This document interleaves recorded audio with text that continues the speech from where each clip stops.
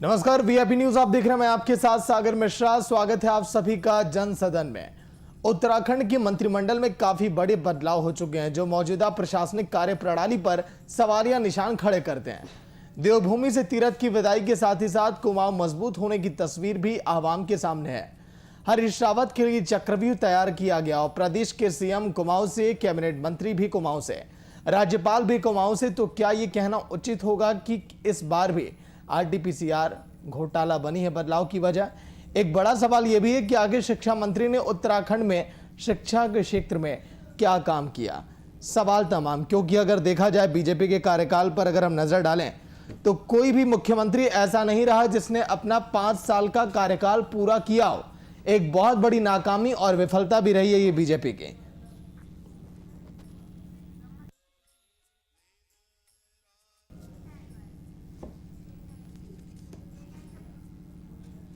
तो चलिए आज के दिन लाइव डिबेट शो में Digambar Singh Negi senior BJP leader, Amarjeet Singh senior Congress leader आज के दिन बैठे हुए हैं। दिगंबर जी, सबसे पहले आपके पास आऊंगा।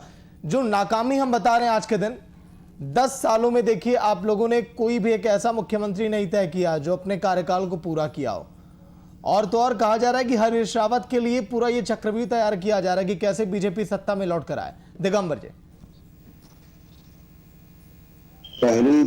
नमस्कार। पहली बात तो किसी मुख्यमंत्री का 5 साल का कार्यकाल पूरा करना, ये कहीं पर भी संविधान में नहीं लिखा है और ना ही पॉलिटिकल सिस्टम में लिखा है कि भाई वो किसी सफलता का मानक है। जब एक जिले का डीएम 2-2.5 साल में बदला जा सकता है, किसी भी विभाग का एचओडी से लेकर के उसका सेक्रेटरी जो है 2.5-3 साल में चेंज हो जाता है, तो प्रदेश के हित में विकास की दृष्टि से राजनीतिक दलों को यह पूरा अधिकार है कि वे अपने टीम के कैप्टन को बदलें। और ये खेल में भी होता है हर प्रकार की। हम देखते हैं कि टाइम टू टाइम टीम में जो है कैप्टन चेंज होते रहते हैं। मुख्य उद्देश्य होता है गोल अचीव करना। जो हमारे उद्देश्य हैं उन लक्ष्यों को प्राप्त करना। राज्य के विकास के लिए जो हमने लक्ष्य निर्धारित किए थे, हम उनको कितनी जल्दी प्राप्त कर सकते हैं। और ये तो एक प्रकार की रिले रेस है। और भारतीय जनता पार्टी लक्ष्य प्राप्ति करने में ज्यादा विश्वास रखती है बनस्पत की व्यक्ति विशेष को के प्रति आस्था रखने के। चलिए अमरजीत सिंह भी जुड़े हैं, सीनियर कांग्रेस लीडर। चलिए, लेकिन दिगंबर जी, जो सवाल है कि शिक्षा के क्षेत्र में क्या काम किया है बीजेपी ने, कितना आपने बदलाव किया और आगे क्या इस पर रणनीतियां तैयार की जा रही हैं, क्योंकि चुनाव बेहद करीब है, जनता हिसाब तो मांगेगी। दिगंबर जी, देखिए, सबसे पहले तो भारतीय जनता पार्टी की जो केंद्र की सरकार है, उसने पूरे देश के अंदर जो आज की जरूरत है, विश्व के स्तर पर, अंतर्राष्ट्रीय स्तर पर जो शिक्षा की जो जरूरत है, उसको ध्यान में रख करके पहली बार न्यू एजुकेशन पॉलिसी इंट्रोड्यूस की देश के अंदर। और जो कि इनोवेशन पे बेस्ड है, जो कैरिकुलम बेस्ड ना होकर के चाइल्ड बेस्ड बनाई गई है। और उसके बहुत अच्छे रिजल्ट्स आने वाले समय में देश और दुनिया के सामने आएंगे। राष्ट्रीय और अंतर्राष्ट्रीय विश्वविद्यालयों में, कॉलेजेस में हिंदुस्तान के बच्चों, इससे रोजगार के नए नए अवसर हिंदुस्तान के नवयुवकों को इस नई शिक्षा प्रणाली से मिलेंगे। और यह सबसे बड़ी उपलब्धि है भारतीय जनता पार्टी की कि हमने देश को एक नई शिक्षा प्रणाली दी। आज से पहले इस विभाग का नाम एचआरडी था। दुनिया के अंदर कहीं पर भी एचआरडी के नाम से शिक्षा विभाग नहीं है। इसलिए दुनिया की बड़ी बड़ी शिक्षा विभागों की जो कॉन्फ्रेंसेज होती हैं, उसमें भारत सरकार के जो शिक्षा मंत्रालय के अधिकारी हैं या शिक्षक, उनको निमंत्रण तक नहीं जाता था, क्योंकि उनका जो निमंत्रण जो है वो शिक्षा मंत्रालय के नाम से जाता है। तो ह्यूमन रिसोर्स डेवलपमेंट के नाम से तो कोई मंत्रालय विश्व के अंदर एग्जिस्ट ही नहीं करता था। हमने उसका नाम फिर से जो है शिक्षा मंत्रालय करके विश्व के जो हमारे जो यहाँ के शिक्षक हैं, स्टूडेंट्स हैं, वो ग्लोबली जो समिट्स होते हैं उनमें उनकी सहभागिता होगी। निश्चित रूप से ज्ञान का, विज्ञान का, तकनीकी का आदान प्रदान होगा और हमारा जो शिक्षा का स्तर है उसमें और उत्तरोत्तर बढ़ोतरी होगी और निश्चित रूप से जो उसका लाभ इस देश के विद्यार्थियों को मिलेगा और इस देश के भविष्य जो विद्यार्थी वो आने वाले भविष्य में जो अच्छे साइंटिस्ट बनेंगे, अच्छे इंजीनियर्स बनेंगे, अच्छे डॉक्टर्स बनेंगे, अच्छे ब्यूरोक्रेट्स बनेंगे। चलिए, अमरजीत सिंह भी बैठे हुए लाइव में। अमरजीत जी, स्वागत है वीआईपी न्यूज में। लेकिन जो चक्रव्यूह तैयार कर रही है बीजेपी, हरीश रावत जो कि सीएम के उम्मीदवार होंगे चुनाव के दौरान, वही एक चेहरा है जिन पे वोट मांगेगी कांग्रेस, लेकिन उनके लिए पूरा चक्रव्यूह तैयार किया जा रहा है बीजेपी की तरफ से। पूरी रणनीतियां तैयार की जा रही हैं कि आखिर कैसे आने वाले चुनाव में एक बार फिर से बीजेपी अपना परचम लहरा और कांग्रेस चारों खाने चित हो।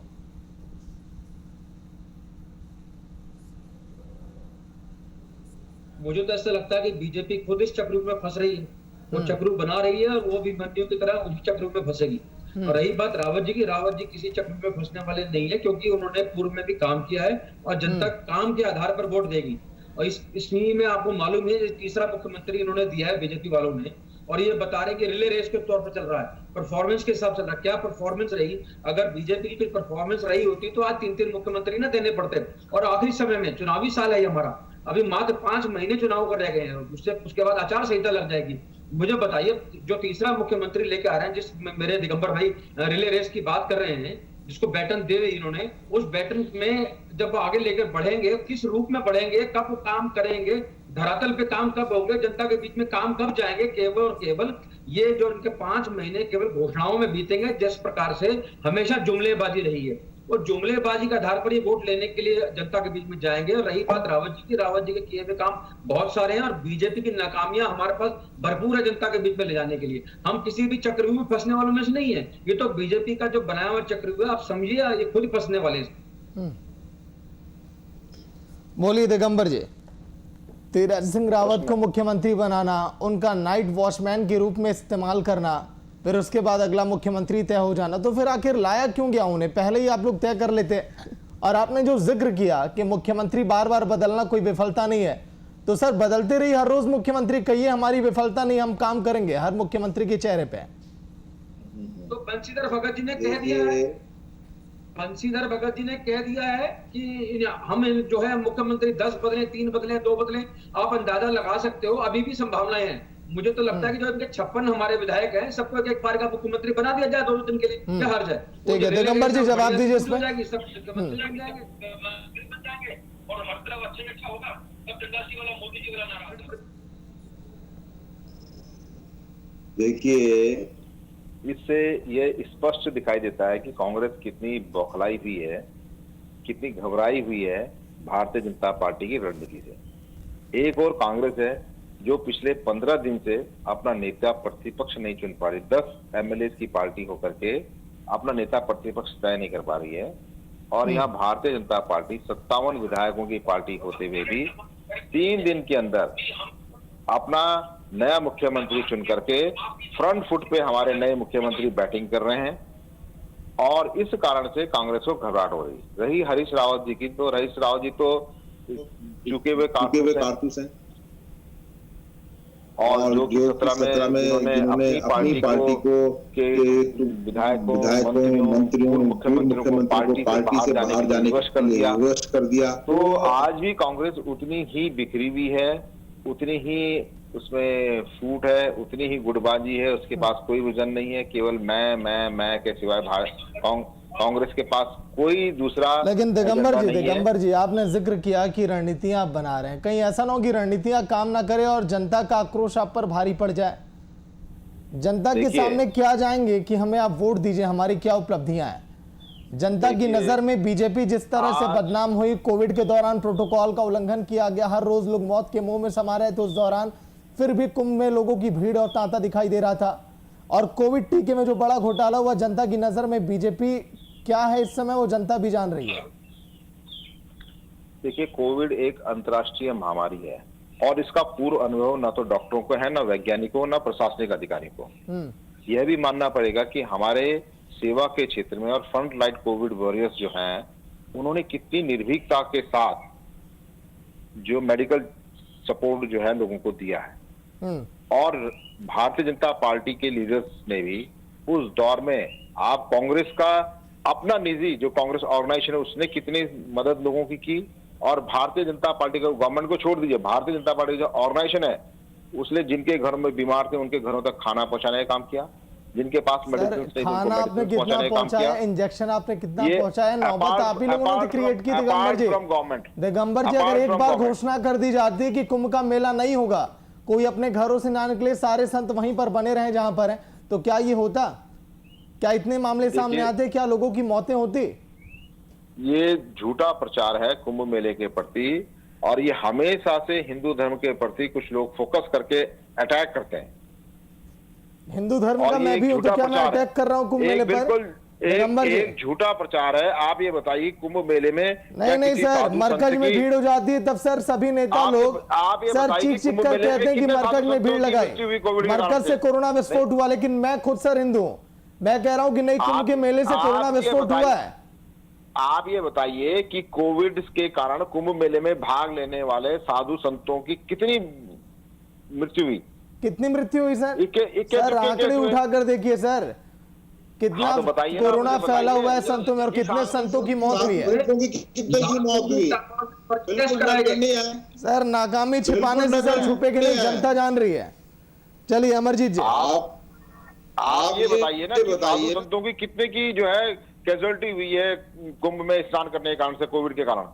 हर रोज सर खबरों में आता था सर, उत्तराखंड में कोरोना से संतों की मौत हो रही है। बिल्कुल 0.5% भी नहीं है। ठीक है सर, मैं आपको आंकड़े भी बता देता हूं। अमरजीत जी जवाब दीजिए। बड़ा हास्यास्पद इनका जवाब है दिगंबर जी का। ये हर बात को एक हिंदू और मुस्लिम एंगल से जोड़ के ले आते हैं। आप अपनी जिम्मेदारी समझिए, पूरी तरह पूरा देश कुंभ के कारण जो है इस महामारी को झेला है। किस प्रकार से, मैं तो पिछले दिनों आंकड़े पढ़ रहा था कि जितने लोग लौट के गए मध्य प्रदेश में, वहां पर उन्होंने परिवार के भी एक स्पेसिफिक क्षेत्र में ही जो है कुंभ का मेला आयोजित होता है। तो जांचें आप उत्तराखंड में कर रहे थे, वो उसमें पूरे उत्तराखंड के लोग आए और उससे कोविड वहां फैल गया। उत्तराखंड के लोगों का तो रिपोर्ट दी जा रही के मेले में बहुत कम पार्टिसिपेशन होता है। रिपोर्ट बना के दी जा रही थी फर्जी। जो लोग कभी कुंभ में नहीं आए उनकी जांच के नाम पर फर्जी रिपोर्टें दी जा रही थी। कैसी बात कर रहे हो? अपनी जिम्मेदारी को समझिए। चलिए ठीक है दिगंबर जी, पार्टी के दिगंबर जी सुनिए सर, अमरजीत जी आऊंगा आपके पास। 70 लोगों की लगभग मौत हुई है संतों की कोरोना काल के दौरान। जिस तरह से महामंडलेश्वर श्री महंत विमल गिरी जी ब्रह्मलीन हो गए, उसके बाद लगातार ये तांता लगता रहा। 1000 से अधिक लोग जब शुरुआती दौर में कोरोना की चपेट में आ गए थे संत लोग। ये क्या गलती किसकी है? ये बीजेपी की नहीं है तो? और आप कह रहे हैं कि केवल 0.5% संतों की मौत हुई। सर लोगों की मौत का कोई मायना नहीं आपके लिए। आप कह रहे हैं केवल इतने लोगों की तो मौत हुई है और होनी चाहिए थी, तब आप विफलता मानते क्या इसे? इसको तो आप मानते हैं ना कि ये फैटल डिजीज है, और इस बीमारी के बारे में पूर्ण अनुभव ना तो समाज को है, ना वैज्ञानिकों को है, ना डॉक्टर्स को है। आज भी आप देख लीजिए पलटन बाजार में। दिगंबर जी देखिए, मैं मान रहा हूँ, देखिए वैश्विक महामारी है, कोई इसको नहीं रोक सकता। मसूरी में चले जाइए, क्या जिक्र किया दिगंबर जी? 0.5% लोगों की ही केवल मौत हुई है। आपने जिक्र किया दिगंबर जी, आपने एक लाइन बोली दिगंबर जी, दिगंबर जी आपने एक लाइन बोली दिगंबर जी, दिगंबर जी जितने संत थे आपने जिक्र किया। दिगंबर जी आपने क्या कहा? दिगंबर जी मेरी बात सुनिए, इतने मौत का कोई आपके लिए नहीं। आप ये बताइए ना कि ये जो आज पलटन बाजार में भीड़ है, आज जो मसूरी में भीड़ है, क्या यहाँ कुंभ का मेला लगा हुआ है? और जबकि अभी हाल ही में लोगों ने कोरोना की दूसरी लहर की घातक, ये भी आपकी लापरवाही है। अगर मनाली में लोगों की भीड़ लग रही है, माफ करिएगा, उत्तराखंड में अगर लोग घूमने के लिए जा रहे हैं, बीमार न पड़े हुए या किसी परिवार में कोई कैजुअलिटी न हुई, अगर लोगों की भीड़ दिखाई दे रही है, होटलों के लिए लोगों का तांता लगा हुआ है, जिम्मेदारी है या विपक्ष की जिम्मेदारी? अब कहिए यहाँ पर भी कांग्रेस की गलती है? अब कहिए यहाँ पर भी कांग्रेस के प्रतिनिधि मंडल की गलती है? देखिए बिना पब्लिक पार्टिसिपेशन के, बिना पब्लिक अवेयरनेस के कोई भी नहीं, आपने कुंभ पर बात की थी, मैं कुंभ पर सवाल किया आपसे। मैं एक सवाल आपका पकड़ा, जो आपने जिक्र किया केवल 0.5 लोगों की केवल मौत। ये तो बिल्कुल भी जायज नहीं है। आप लोगों की बात 0.5 लोगों की केवल मौत हुई है सर, केवल आप लोगों के लिए। ये टोटली गलत है। मैं इसको करोड़ों लोगों की मौत हो जाए बीजेपी के लिए, वो भी केवल है। इसको मैं डिसएग्री करता हूँ। केवल मौत आप कहेंगे सर पूरे देश में अगर लोगों की हो रही है तो? अमरजीत जी मेरा आपसे निवेदन है, अगर आप सुनने का मादा रखते हो जरा सुनिए। हम्म। अगर आप कोरोना काल में इतना ही बेहतरीन काम यहाँ कर रहे थे तो अभी आपको पता होगा, आज ही हमारे प्रधानमंत्री जी ने डॉक्टर हर्षवर्धन जी का इस्तीफा ले लिया। क्यों इस्तीफा लिया? कि पूरी तरह देश में वो नाकाम एक स्वास्थ्य मंत्री के रूप में रहे और पूरे देश में जो कोरोना फैला, सीधा सीधा जिम्मेदारी जो है स्वास्थ्य मंत्री की बनती है। और उन्होंने अपने ऊपर कोई ना जिम्मेदारी ली और लाखों की तादाद में लोग मरे। सरकारी आंकड़ा 4 लाख से ऊपर का बताता है, जो गैर सरकारी आंकड़ा है वो तो 40 लाख बताता है। अब ईश्वर जाने 40 लाख लोग अपनी जान गंवा बैठे या 4 लाख लोग जवान अपनी गंवा बैठे। एक भी भारतीय नागरिक अगर इस प्रकार से किसी भी बीमारी से मरता है तो सीधा सीधा उसका जिम्मेदार सरकार होती है, राज्य सरकार हो या केंद्र सरकार हो। केंद्र सरकार ने अपनी जिम्मेदारी लेते हुए हर्षवर्धन जी का इस्तीफा ले लिया। तो किस बढ़ाई की बात कर रहे हैं, किस आंकड़ों की बात कर रहे हैं, कैसी सरकार आप बता रहे हैं कि आपकी बेहतरीन चल रही है? थोड़ी जिम्मेदारी अपने ऊपर भी लीजिए। अगर ये जिम्मेदारी मुख्यमंत्री ने ली होती तो आज जो है जो स्वास्थ्य मंत्रालय जो है वो देना ना पड़ता यहाँ पर क्या नाम इसका देना पड़ा इनको, मेरे ख्याल सुबोध नियाल जी को, सॉरी धन सिंह रावत जी को देना पड़ा स्वास्थ्य मंत्रालय, क्योंकि कोई देखने वाला नहीं था। लोग अपनी जान गंवा रहे थे और सरकार सो रही थी। आप कोविड काल में कितना आपने काम किया, कितनी सरकार ने काम किया? ना बीजेपी के लोग नजर आए, ना सरकार कहीं नजर आई, ना बिस्तर मिले, ना लोगों को दवाइयां मिली, ना लोगों के टेस्ट हुए। और जो टेस्ट हुए फर्जी टेस्ट के आधार पर लोगों को उत्तराखंड आने दिया गया। इसका जिम्मेदार कौन है? केवल और केवल आपकी राज्य सरकार है, जिसमें आप बता रहे हो कि यहाँ बैटन दिया जा रहा है, रेस चल रही है जिसमें 3 मुख्यमंत्री आ गए। मैंने पहले भी कहा कि 3 नहीं, आप 56 बनाइए मुख्यमंत्री, सबको एक बारी मौका दीजिए। हो सकता है उनमें से कोई उत्कृष्ट आदमी निकल के आ जाए और जादू की छड़ी से जो अगर आप 2022 जीत जाए। जो 2022 जीतने वाले नहीं है, जनता जागरूक है, जनता सब जानती है। आने वाले समय में आपको उसका माकूल जवाब देगी जनता। चलिए बोलिए, कुछ कहना चाहेंगे दिगंबर जी कि कौन, मैंने एक सवाल किया था शुरुआत में कि आप कौन सी ऐसी उपलब्धियां जो लेकर जनता के बीच जाएंगे वोट मांगने के लिए, बस इस पर जवाब। देखिए, हमारी गवर्नमेंट ने 2017 में एक वादा किया था इस प्रदेश की जनता से कि हम इस प्रदेश में इसके जो चारों धाम है उनके लिए हम एक 4 धाम परियोजना बनाएंगे, जिससे कि यात्रा सुखद, सुगम और सरल हो सके। और आज इन 4 सालों के अंदर ऑल वेदर रोड, जिसको 4 धाम परियोजना कहते हैं, वह लगभग पूरी हो चुकी है। इतने कम समय में, इतनी विकट परिस्थिति में, जहाँ पे हर साल 3 से 6 महीने तक पहाड़ों में सर्दी में बर्फबारी के कारण से और मध्यम और निम्न ऊंचाई के जो हिमालय क्षेत्र है वहां पे बरसात में वर्षा के कारण से काम नहीं हो पाता है। ठीक है, उसके बावजूद हमने एक रिकॉर्ड टाइम पीरियड के अंदर ऑल वेदर रोड को प्रदेश की जनता के सामने प्रस्तुत किया है, जो कि एक नई आर्थिक की जीवन रेखा इस प्रदेश की बनने वाली है। इसी प्रकार से दूसरा जो प्रमुख काम इस प्रदेश की जनता के सामने, जो आंखों के सामने प्रत्यक्ष प्रमाणम, वो है कर्णप्रयाग रोड। आप ऋषिकेश में खड़े हो जाइए, वहाँ पे एक आपको 1 किलोमीटर का लंबा चौड़ा एकदम नया रेलवे स्टेशन, 82 में एक नया प्लेटफॉर्म, मलेथा श्रीनगर में कर्णप्रयाग में आपको प्लेटफॉर्म रेलवे का एम्पावर बिल्कुल साफ दृष्टिकोण। और नहीं, आप राज्य सरकार की योजना बताइए ना, राज्य सरकार ने क्या किया? अमर जी सुन तो लीजिए, राज्य सरकार की बात भी आप बता रहे हैं। वो भी हमारे केंद्र में भी हमारी सरकार, ये राज्य में तो काम हो रहा है। ये कोई राज्य ये सड़कों किनारे ढाबे चलाते थे, इनके रोजगार चला करते थे, अरे रोजगार बंद हो गए। रेलवे की बात करके मुझे सर जी सुन तो लीजिए, मुझे बताइए। ठीक है अमरजीत जी, हाँ सुन तो लीजिए, सुनिए अमरजीत जी, अरे साहब सुनिए तो सही। दिगंबर जी, दिगंबर जी 2017 की लिस्ट जो आप सुना रहे हैं, अरे मान्यवर सुनिए तो सही। अब ये जो ऑल वेदर रोड या कर्णप्रयाग रेलवे लाइन है, ये राज्य से बाहर तो नहीं बन रही ना, इसी राज्य में बन रही है, इसी राज्य के विकास के लिए बन रही है या इस राज्य से बाहर बन रही है? बताइए।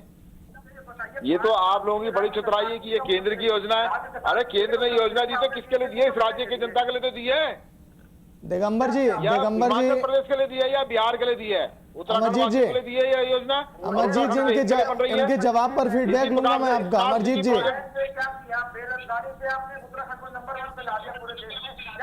अमरजीत जी, उद्योग धंधे 1000 से उद्योग बंद हो गए पिछले कोरोना काल में। आपने नहीं क्या किया? अमरजीत जी ये सारे सवाल आपके होंगे। अमरजीत जी सवाल होंगे आपके, लेकिन दिगंबर जी एक सवाल ये है, 2017 में जो आपने बोला, आपने कर दिखाया, ये नहीं बताएंगे कि हमने छला भी कितना है। 2017 में आपके नेताओं ने कहा कि गैरसैंण में स्थायी राजधानी स्थापित करने का मुद्दा हमारी प्राथमिकताओं में होगा। जनता विश्वास करके सर आप लोगों को वोट तो दे दी, लेकिन चुनावी साल में जब आप प्रवेश कर रहे थे तो घोषणा कर दी गई कि गैरसैंण ग्रीष्मकालीन राजधानी बनेगी। सर उम्मीदों को आप लोगों ने कितना तोड़ा ये भी पता है कि नहीं? बारे में भी मेरा वो सुन लीजिए प्लीज। गैरसैंण में आप सब लोग जानते हैं कि अभी जो इंफ्रास्ट्रक्चर है वो इतना विकसित नहीं हुआ कि वहां पे सचिवालय चला जा सके, कर्मचारियों के लिए आवास नहीं है, हॉस्पिटल नहीं है, स्कूल कॉलेज नहीं है। तो अभी पहले सरकार का यह है कि ग्रीष्मकालीन राजधानी चला करके साइड बाय साइड वहां पे इंफ्रास्ट्रक्चर डेवलप किया जाए। अच्छा, तो चुनाव के पहले विचार नहीं आप लोग किए थे? चुनाव जब होता है तो कैसे चले, जनता के सामने घोषणा पत्र बनाकर वोट मांग ले, बस यही मकसद होता है सर। उस समय भी आप ये बात सोच सकते थे ना कि नहीं ऐसा संभव नहीं है, वहां पर बन नहीं सकता है। अरे हम उस ओर बढ़ रहे हैं ना, नहीं वो तो चुनावी, ये कहिए ना सर दिगंबर जी, ये कहिए कि वो हमारी केवल एक चुनावी लॉलीपॉप थी। दिगंबर जी ये कहिए खुलकर कि वो केवल जनता के लिए चुनावी लॉलीपॉप था। मिश्रा जी हमने दे दिया वो, और वोट मिल गया बस हमने बदल दिया। मिश्रा जी सुनिए मिश्रा जी, आप पहले एकदम से छत में चढ़ जाएंगे, पहले पहली सीढ़ी चढ़ेंगे, फिर दूसरी चढ़ेंगे, फिर तीसरी चढ़ेंगे, फिर चौथी चढ़ेंगे। तो आप जनता के सामने बताइए सर घोषणा पत्र में। दिगंबर जी बताएंगे आप कि अभी हम छत पर नहीं जा सकते, सीढ़ियां बनाने दीजिए, ये छलावा ही है। ग्रीष्मकालीन राजधानी पहला कदम है उसको स्थायी राजधानी बनाने का। ग्रीष्मकालीन राजधानी घोषित करना, पर्दा डालने की कितनी भी कोशिश करिए बनाने की ओर दिगंबर जी, जनता सब समझती है सर, कितना भी पर्दा डालने की कोशिश करिए। अमरजीत जी कहिए। बड़े मैं कह रहा हूँ हास्यास्पद तरीके से दिगंबर जी बता रहे हैं कि हमने ग्रीष्मकालीन राजधानी बना दी। 2 देश के प्रदेश में हमारी 2 राजधानियां हो गई। अब जनता में तो यही है कि हमारी स्थायी राजधानी बनती है। साहब आप भी कर सकते इस बात से अमरजीत सिंह जी, 10 साल चलेगा। ये तो कांग्रेस ने करा था, तो वहां तो हम पे लगा सकते हैं। भवन बना दिया वहां पर। अमरजीत सिंह जी आप हम पे कैसे आरोप लगा सकते हैं? 10 साल पूरे आपकी भी सरकार रही है इस राज्य में, आप तो ऐसे बोल रहे हैं जैसे आज ही आपकी पार्टी जो है उत्तराखंड में पदार्पण हो रहा हो कांग्रेस का। पहली बार इस प्रदेश में कांग्रेस आ रही हो। उत्तराखंड बनाया था, उत्तराखंड बनाने के साथ इनको यहाँ की राजधानी घोषित कर देगी। आपने राज्य में दिया, राज्य के साथ लगा दिया आपने। अरे तो तिवारी जी क्या कर रहे थे आप ये बताइए, विजय बहुगुणा जी क्या कर रहे थे, हरीश रावत जी क्या कर रहे थे, आप ये तो बताइए कि नारायण तिवारी जी ने क्या किया, विजय बहुगुणा जी ने क्या किया, हरीश रावत जी ने क्या किया। नहीं देखिए अमरजीत जी इसका जवाब मैं देता हूं। अमरजीत जी सुनिए, दिगंबर जी, हरीश रावत जी ने कुछ भी नहीं किया, उन्होंने एकदम शून्य काम किया और आप लोगों से उम्मीद थी, इसलिए जनता ने आप लोगों को चुना और कांग्रेस को गद्दी से खिसका दिया। तो आप क्या किए ये बताइए ना सर, हरीश रावत जी का छोड़िए। हमने तो संकल्प पारित किया है कि उत्तराखंड की ग्रीष्मकालीन राजधानी गैरसैंण होगी। क्या इससे पहले कांग्रेस ने किया? नहीं किया, नहीं किया, नहीं किया, नहीं किया, नहीं किया, नहीं किया। गैरसैंण को राजधानी बनाएंगे ये ना, पर घोषित तो नहीं किया 10 साल में। हमने तो उसको ग्रीष्मकालीन राजधानी घोषित किया है। अपनी गलती तो मानिए कि आप जहाँ राजधानी देने की बात करते थे, आपने जो है आप तो 10 साल राज करके निकल गए, मलाई खा करके गैरसैंण को भूल गए। 10 साल तक आपको गैरसैंण याद नहीं आया। 20,000 करोड़ रुपए ला के आप जाकर के आपको गैरसैंण याद आ रहा है जब चुनाव नजदीक आ रहे हैं।